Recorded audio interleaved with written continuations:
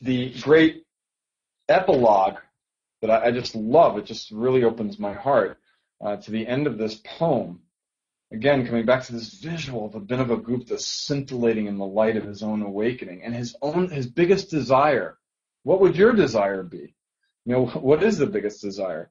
It's the desire made famous in Vajrayana Buddhism and Mahayana Buddhism of the Bodhisattva, the one who desires nothing more than to share their own awakening with others, seeing that there's no need for suffering, that what I'm experiencing in the awakened state is the birthright of all human beings to experience.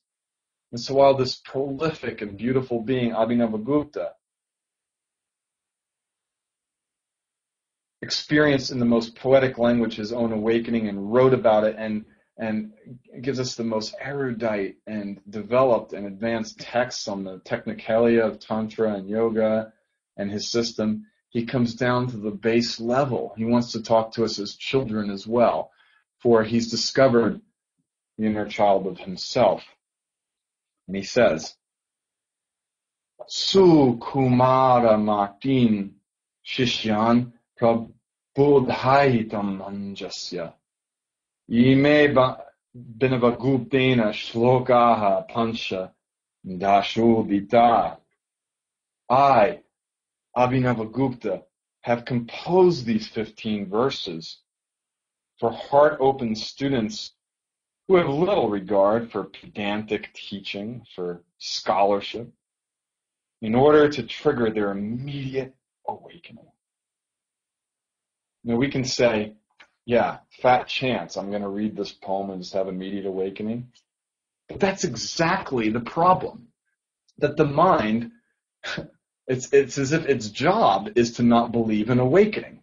Because the mind itself, as we know, not just from these texts, but from just pure psychology, the mind, when engaged, the thinking mind, in terms of engaged within, when we're not listening to a class necessarily, although it can shoot off then, the mind is always focused on what? On the past and the future. It's reminiscing about the past with grief or with nostalgia, or it's preoccupied with what will be, fantasizing about how I can make a better life, how I could find my happiness, what will it take to bring happiness into my life. And the mind is fond of putting labels after that question. Well, it'll be this amount of money. It'll be having this kind of relationship romantically. It'll be when my kids leave the house. It'll be when I overcome fear of XYZ. Then I'll be happy. But Abhinava Gupta says the same thing my father taught me before I met Abhinava Gupta. If you place happiness in the future, that's where it shall stay.